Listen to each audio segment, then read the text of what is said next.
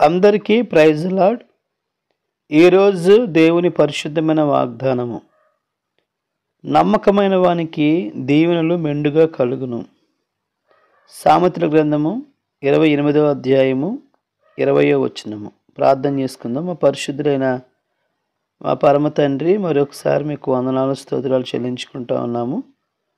మరొక సమయంలో మీ పాసందులో చేరి విధంగా ప్రార్థించే సమయాన్ని మీరు దయచేసినందుకే వందనాలు స్తోత్రాలు చెల్లించుకుంటూ మీ యొక్క వాక్య లేఖన భాగాల ద్వారా మరొకసారి మాతో మాట్లాడమని మీ కృపగల హస్తాలకు మమ్మల్ని అందరినీ అప్పగించుకుంటూ యేసు నామమును స్తుతించి ప్రార్థించి బ్రతిమాలి వేడుకొనుచున్నాము పరమ తండ్రి, ఆమేన్. ఈ వాక్యాన్ని క్రమం తప్పకుండా వింటున్నటువంటి ప్రియ సహోదరుడా, సహోదరి, మరొకసారి ప్రభు పేట మీకు వందనాలు చెల్లిస్తూ ఉన్నాను. ఈ దినాన్న ప్రభు మనకు అనుగ్రహించినటువంటి వాగ్దానము, నమ్మకమైన వానికి దీవెనలు మెండుగా కలుగునని సామెతల గ్రంథము 28వ అధ్యాయము 20వ వచనం ప్రకారంగా ప్రభు మనతోటి మాట్లాడుతూ ఉన్నారు.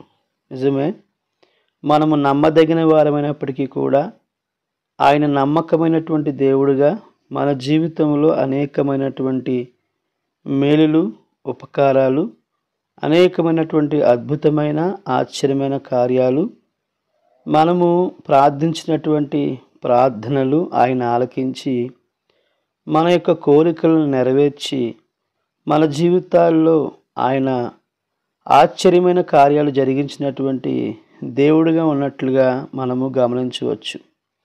అయితే ప్రభువు కూడా ఆశించేది ఒకటే, ఆయన మనకు ఎలాగైతే సహాయం చేస్తూ వచ్చారో, ఆయన మనకు ఎలాగైతే మన ప్రార్థన ఆలకించి మనకు జవాబును అనుగ్రహిస్తూ వచ్చారో, అదేవిధంగా మనము కూడా ఆయనకు ఇంకా నమ్మకస్తులుగా మనం జీవించినట్లయితే ఇంకా అనేకమైనటువంటి దీవెనలతోటి మనము నింపబడతామని వాక్యము సెలవిస్తూ ఉంది. పరిశుద్ధమైన బైబిల్ గ్రంథంలో అనేక మంది మనము గమనించినప్పుడు వారు మొదట నమ్మకంగానే జీవిస్తూ వచ్చారు. రాను రాను వారి యొక్క నమ్మకత్వాన్ని కోల్పోయినటువంటి వారిగా.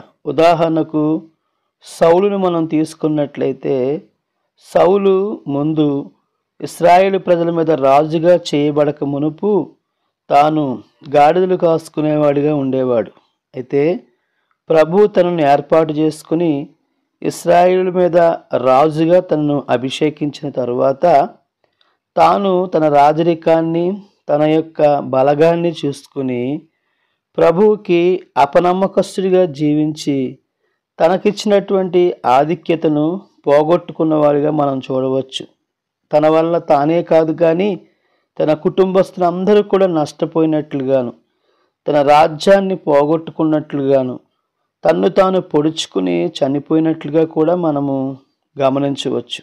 అయితే దావీదు అలా లేడు కానీ తర్వాత సౌలు తర్వాత రాజుగా అభిషేకించబడినటువంటి దావీదు దేవుడికి నమ్మకస్తుడిగా జీవించాడు, దేవుణ్ణి మహిమపరిచాడు, దేవుని నామాన్ని ఘనపరుస్తూ రావడం బట్టి తాను ఆశీర్వదించబడినట్లుగా ప్రభు యొక్క వాక్యంలో మనం చూడవచ్చు. కనుక ప్రియ సహోదరుడా, సహోదరి, ఇప్పుడున్న నీ యొక్క పరిస్థితులు బట్టి, నీ ఆశీర్వాదాలు బట్టి, నీ దీవెనలు బట్టి ప్రభువుకు నువ్వు ఎలా జీవిస్తూ ఉన్నావు? నమ్మకంగా ఉన్నావా?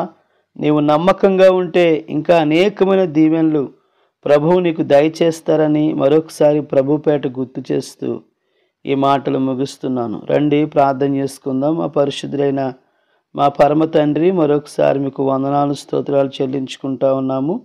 ఇది నాన్న మరొకసారి మా అందరితో మాట్లాడేందుకే వందనాలు. నమ్మకమైన వారికి దీవెనలు మెండుగా కలుగుతాయని మీరు సెలవిచ్చిన మాటలు బట్టి వందనాలు చెల్లించుకుంటా ఉన్నాను తండ్రి. ఎవరైతే ఈ వాక్యాన్ని విన్నారో వారి జీవితంలో ఇంకా మీకు నమ్మకస్తుడిగా జీవించే వారిగా సిద్ధపరచమని ప్రార్థన చేస్తూ ఉన్నాం. అదేవిధంగా మా ప్రభువా మరి జ్ఞాపకం చేసుకునండి. ప్రాముఖ్యంగా ప్రభువా మరి బ్లెస్సీ విషయంలో మీరు చేసిన మేలు ఉపకారం బట్టి మీ నామాన్ని స్తుతిస్తూ ఉన్నాము. తన డెలివరీ విషయంలో మీరు సహాయం చేసి ఆడబిడ్డను మీరు దయచేసినందుకే వందనాలు. తల్లి బిడ్డని మీరు క్షేమంగా ఉంచిన మీ ప్రేమను బట్టి మీ నామాన్ని స్తుతిస్తున్నాం, మహింపరుస్తున్నాం తండ్రి. ఇక గర్భఫలాలు లేనటువంటి వారిని కూడా జ్ఞాపకం చేసుకునండి తండ్రి. వారి విషయంలో కూడా మీకు గొప్ప కార్యం జరిగించండి.